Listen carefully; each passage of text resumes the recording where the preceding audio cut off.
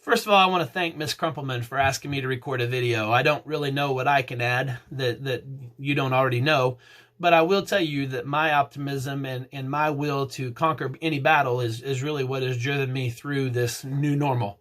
I want to start with I'm extremely lucky. I've got two kids that are very self-driven. I've got a wife who's self-driven, but they're all different. My son Tate, he's sixth grader here at St. Joe. He wakes up every day. Starts working immediately on his schoolwork to get it done as quickly as possible, many times to a fault. Whereas, my daughter Taylor, she's a ninth grader at FHS. She'll wake up in the morning. She'll make her coffee. She'll check her social media. She'll talk to her friends. And then she starts working on her schoolwork, usually listening to music and at her own pace. And, she usually completes her day, with her schoolwork sometime around 6, 7 o'clock at night. My wife, on the other hand, she was forced to shut down her business on March the 19th and can only see patients on an emergency basis. So, that's forced her to find things that occupy her time. And that means she's really, taking her time to work on her website or to work on her social media at work or, to work on continuing education and to get better at her craft. Fortunately, it's allowed, because of her shutdown, I've been able to go back into the office and work with her. I worked with her. We worked together for 13 years before I started coaching and teaching at St. Joe's. And, because we've had to cut back schedules and cut back office staff, I've been able to go in and help her out in the office, which has been one of the nice things. Unfortunately, because of the shutdown, we've really had to adjust, our spending ways. But we know that we'll eventually come back from all of this and business will pick back up, just because that's the optimistic side of me. Maintaining a schedule as a family has been very important, waking up at 5 a.m. for me and then coming into the office and getting what I need to get done here. And then going into my wife's office and doing what I can do there to help her. And then going home and working on projects or getting ready to cook for the night. And by the way, the cooking has been one of the great things to come out of this. We as a family have not sat down and had as many meals together all school year as we have the last couple weeks. And so that's been one of the great things to come out of this is we've been able to reconnect as a family, eating supper every night at a reasonable time. If any of you've ever observed one of my practices or been to one of our basketball practices, you will know that I'm a very schedule and time-driven person. I schedule my practices down to the minute. Each drill is done by a clock.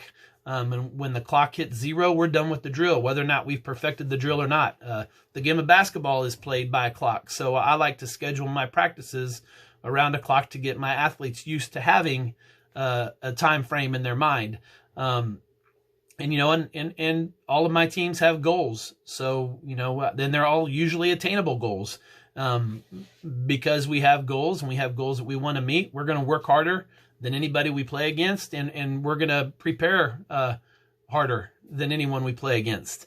And that allows us to meet those goals. So we've really attacked these days as a family the same way that I do as a coach.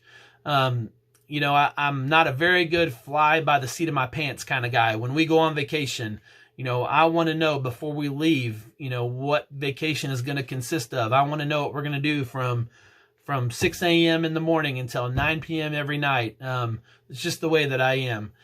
So that has probably been the toughest part of these days, away, is not knowing the unknown.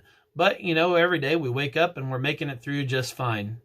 As far as what I'm doing to keep myself grounded and moving forward through this new normal, to me, it's all about maintaining connections with the students and especially with my junior high athletes.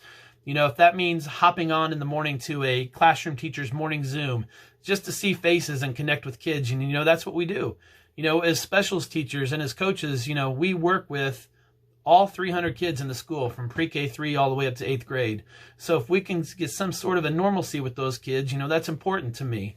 And I need it. I need it probably just as much as the kids do. It's great just to see their faces and to hear their voices. As far as the coaching side is, we have worked extremely hard, or, both me and the athletes have worked extremely hard at really since last summer, in the middle of the summer workouts of maintaining a trust and a respect, both on their side and on my side. And really, that isn't earned or learned until around Christmas time. So we've had to go the extra mile, or I've had to go the extra mile to stay connected with those athletes. If that means sending the occasional text to either to them or to a parent, or to calling and checking in, or even setting up a Zoom, then that's what we do. To me, it's especially important for especially those 6th, 7th, and 8th graders to stay connected socially because of social distancing. For them to maintain some sort of a connection with each other, and if that means setting up a Zoom for them, I'm more than happy to do that. When we are Zooming, I like to watch and to listen for energy. You can see a lot from kids at that age by the amount of energy they're giving back to you. And, I'm constantly telling them, that I care about them, and that I'm here for them, and whatever wants and needs that they have, we can work together and we can help make that happen. Just making sure that mentally that they are okay. I think that's all I really have. I hope this helps. I miss the craziness around here. I miss the kids. And I look forward to being back here and coaching and teaching the kids real soon.